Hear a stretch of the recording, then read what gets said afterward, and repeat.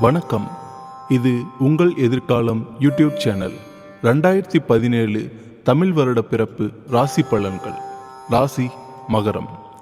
மகர ராசி நேயர்களே, இந்த ராசி நிலத்தின் தன்மை கொண்டது. பெண் ராசி. பொறுமைக்கும் அடக்கத்திற்கும் அடையாளம் நீங்கள். எந்த முடிவையும் விரைந்து எடுக்க மாட்டீர்கள். மற்றவரின் புகழ்ச்சி உங்களை மகிழ்ச்சி அடைய வைக்கும். அழகிய கண்களும் குறுகிய இடையும் மெலிந்த தேகமும் கொண்டவர். குளிரை தாங்காதவர்கள். மற்றவரின் பேச்சை செவிமடுத்து கேட்டு புரிந்து கொள்கிறவர்கள். வாசனை திரவியத்தின் மீது விருப்பமுள்ளவர்கள். நடுத்தர வயது முதல் நல்ல முன்னேற்றம் பெறுபவர்கள்.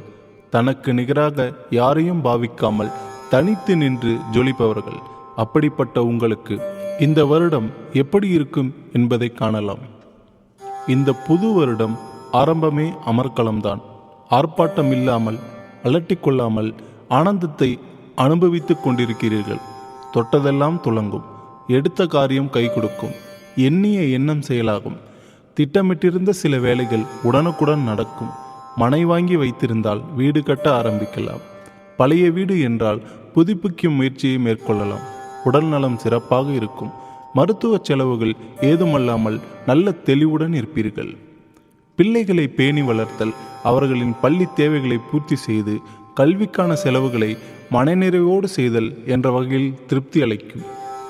மார்கழி மாதம் 4ஆம் தேதி 19/12/2017 வரக்கூடிய சனி பெயர்ச்சி உங்களுக்கு 7.5 சனி ஆரம்பமாகும் சனி.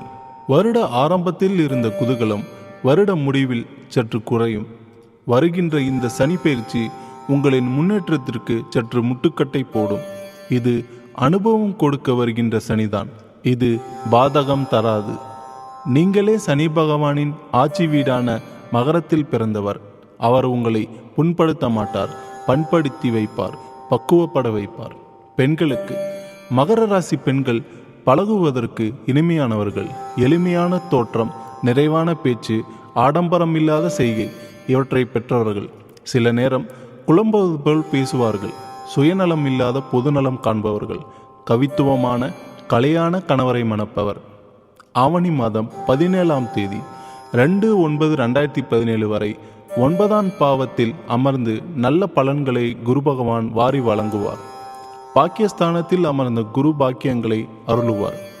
வருஷ மத்தியம காலம் முதல் சற்று சறுக்கல் தோன்றும். உடல் நலத்தில் சில கோளாறுகள் தென்படும். கவனமுடன் இருப்பது அவசியம்.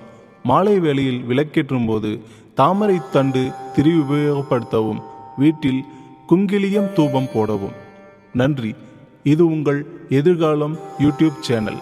இந்த பதிவு உங்களுக்கு பிடித்திருந்தால் லைக் செய்யுங்கள், ஷேர் செய்யுங்கள், மறக்காமல் சப்ஸ்கிரைப் செய்யுங்கள்.